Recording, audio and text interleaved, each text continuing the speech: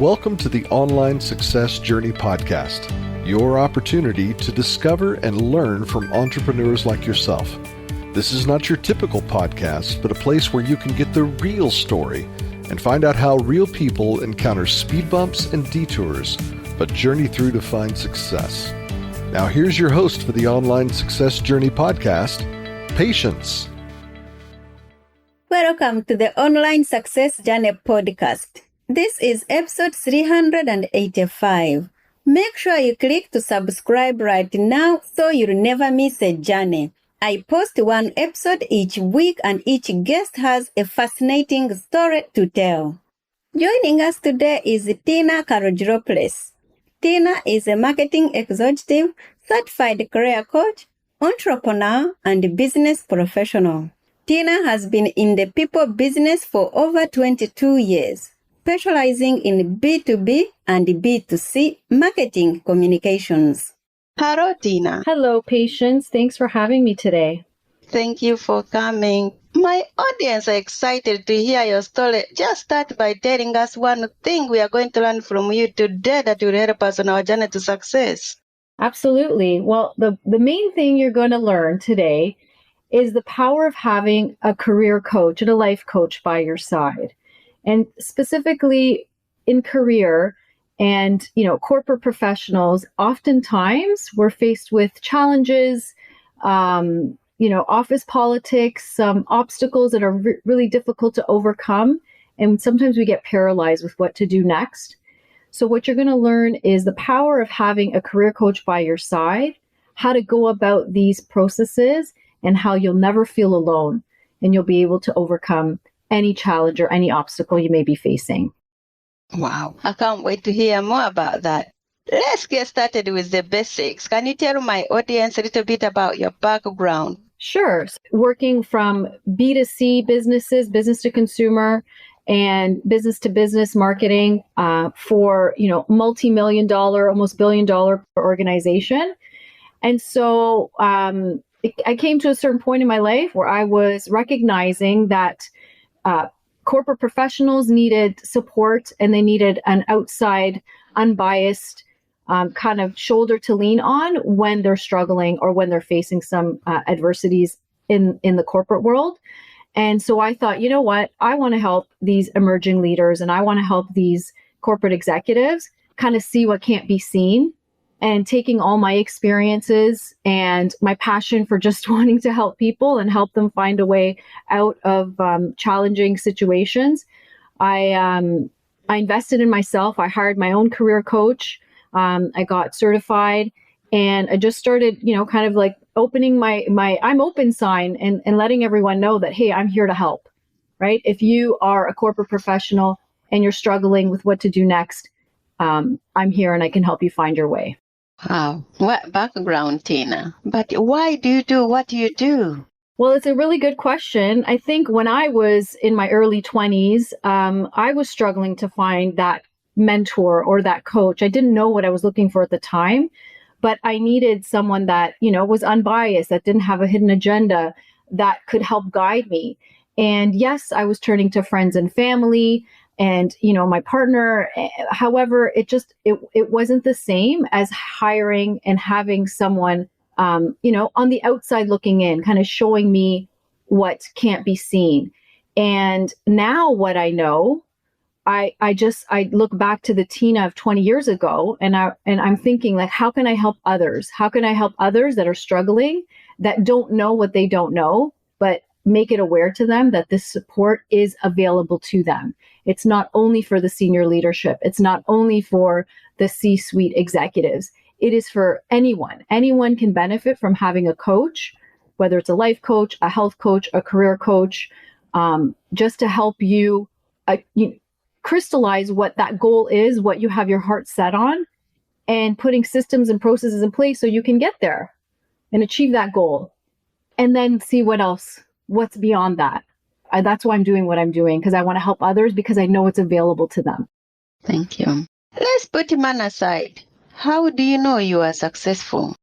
That's a good question. I think success is defined by each individual, right? So you can, like everyone's definition of success is very different. What I see as, success in my household or in my bank account or in adventure might be very different from someone else. I think the word fulfillment for me has been my favorite word of 2022 and 2023, because I find success when I help someone that makes me feel fulfilled. When I know that my kids are taken care of, that makes me feel fulfilled. When I know that I'm nourishing my body and my spirituality, that makes me feel fulfilled. So I'm very clear on what my goals are and what those things are. I've developed a vision board for myself. I've clearly articulated what my goals are. I look at them very, very often. And so all of my actions and all of my activities are somewhat aligned with those goals. So I know that I'm working towards my success, and I feel it every day in my being. Thank you. Why do people often wonder, why should I work with a coach? Well, that's a really good question. And what I would ask is, if you have your eye on that prize, or that there is that thing that you're trying to achieve and you haven't achieved it yet, then what's standing in your way, right? So oftentimes we know what it is we want. We just can't get there because life gets in the way, right? So when you hire a professional to help remove obstacles and roadblocks, you get to that goal faster. Could you do it on your own? Yes. Would you need support to get there faster? Yes. So that's why someone would hire a coach. Tell my audience about the magic moment, the day it suddenly all went right for you. Well, that's a great question. So I was working with my coach in November of 2021. We were still, in pandemic life. And that's when I began investing in myself to see, okay, where am I really headed? Where am I going? Where should I be spending my most valuable time? And I remember it was December 14th, and I had that aha moment where I recognized that the coaching that I was going through myself was what I wanted to do for others. I was seeing so much, so clearly on what was holding me back and where I wanted to go. There were limiting beliefs that were just being peeled away. Things that were holding me back were now being questioned. And I was able to kind of reach higher and see what was really possible. And I started making commitments to myself that, if this is really what I want in my life, then what's holding me back? Nothing. What's holding me back? Just myself. And you need that coach, that trusted person by your side that sometimes tells you the hard things, that sometimes tells you the thing that you don't want to hear. And that's what I want to do for other people. So it was such a shift for me going through that process. And it was December 14th where I recognized that I want to do this for other people. And that is my true purpose in life. Wow. Thank you. Tina, can anyone be entrepreneur, or are some people more cut out for it than others? I think if you are processes and supports in place, then you can achieve success. However, it does take a certain mindset in order for you to get started.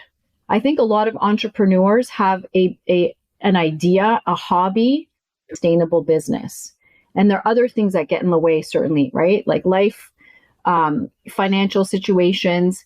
So I think having the right mindset, but figure out no, but this is achievable. I do have the supports. I can, willing to learn. I want to see how others have succeeded. That's the mindset that an entrepreneur really needs to adopt and be willing to fail in order to succeed. What have you learned from business as a whole? I've learned a smooth path. I often think of it as you're going on a road trip and you're starting from point A and you know where you want to get to. You see that point in the map. However, you will face road closures, and you will face detours, and you will face inclement weather, and you will face, running out of gas, right? But none of those are reasons why you would ever turn the car around and go back. You have to continue going. You have to be willing to push through and face what the unknown is. Tell us, why should we develop our critical thinking skills integrated to understanding ourselves and overcoming obstacles and barriers in life?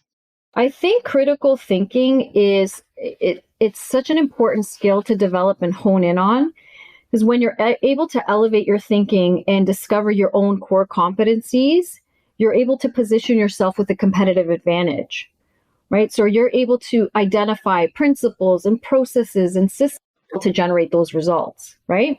It's like I said, it's a learned skill and practice. But can anyone develop that? It takes work, and you need to be open to seeing, what you may be missing and what hasn't worked for you in the past. And you have to be able to look into yourself, like, what are your core competencies? Like, what are you skilled at? And you have to be able to look at a situation objectively. Oftentimes we let our feelings get in the way of making decisions, where we have to take a step back, sometimes 2 steps back, and just base it on the circumstances, right? So whenever you're making a decision, you have to base it on the circumstances. What are the facts, right? Like, what can be proven in a court of law? And then from there, you develop thoughts about that fact. And you know who's in charge of our thoughts? We are. So we can choose whatever thoughts we want, right? So oftentimes we just lead with our feelings. Well, I'm feeling this way. You got to stop and think, well, what's your thought? What's making you feel that way? And when you have that critical thinking skill that you can change your thought, which will directly change your feeling, then you get a different result, right? So oftentimes, like I said, we lead with our feelings, or we lead with our thoughts, but our thoughts can be changed. We control our thoughts. And if we base critically, right? So you're not acting on emotion, and you're not acting on any other circumstance other than what is factual. It takes practice, but that's what a coach does, right? When you enter a coaching session, after we've gotten settled, we talk about the facts. And oftentimes my clients start with what happened, right? Like, and then what the results were, what the actions were, what happened. But then we peel it back and we base, okay, well, what are the facts? What was really said? What could be proven in a court of law? Like, what are the facts? And then you think, well, what do you want your result to be, right? And what happens in between? You have to take certain actions to get to that result. And in order to take certain actions, you have to be feeling a certain way. And in order to feel a certain way, you have to think a certain thought. And again, we have that control over the thought. So this is a learned skill, a learned practice that my clients now, outside of our coaching session, can implement in their everyday life. Wow. Thank you for sharing. If you could rerun the first year of your business, what would you definitely know to do? I would definitely not overthink everything. I would be more willing to just put myself out there and trust the value that I've attained over my years of experience, and just showing up with being brave and being competent to show up as I am, and not overthink and want to perfect everything. I would just get out to serve the people that need the help sooner. Do you think that is the problem for everyone who's just having their ideas and seated at home and waiting for the perfect moment? I can't say for everyone, but I can certainly say in my network of emerging entrepreneurs that is a big struggle that we're facing. Especially coming from the corporate world, I'm so used to things being tried and tested and perfected, and go through a cycle of approvals and ensure there are multiple eyes that look at things before they go into the world. And as an entrepreneur, you kind of have to put that to the side and be willing to just show up as you are. Otherwise, if you wait for things to be perfect, you're just wasting time, because you learn as you go. And you have to be willing to make mistakes so you can learn. I mean, those are the best lessons I've ever had, is by learning from my mistakes. And I've made mistakes along the way. And it's just, it's such a shock to my system that I know, okay, I learned from that. I don't want to feel that again. So I'm not going to make that mistake again. But if everything's perfect, you're not learning, you're not growing. Thank you. What is one thing that has contributed to your success? I would say my mindset. I have a pretty, balanced heart set, health set, like spiritual set and mindset, when all of those are connected, I'm able to think clearly, right? Like have those critical thinking skills. So I'm able to, just like avoid excuses and just not get in my own way. So because I'm really clear on where I want to go and what my goals are. And if something creeps in like, well, no, you can't do this because this is a solution for it. Or if something else is getting in my way, as long as there's a solution, it's no longer a problem. So I think it's having a strong mindset. And I got to tell you, having a strong mindset comes from working with my coaches. I've had many coaches over my journey now. I see so much value in it. Think about what's happening and just peel it back to what are the real circumstances here and what's really getting in my way. And, you speak to a trusted coach, someone that, holds space for you and isn't imposing their own experiences or their own beliefs. There's a certain methodology that happens when you're with a trusted coach, with a certified coach. Then you can see clearly, and then just that obstacle or challenge that was in your way has a solution for it, and you just keep going. You just move on. What is one thing no one knows about you? Say that I am very self-critical. I do like things to be perfect, and I think that is something that maybe others don't know about me.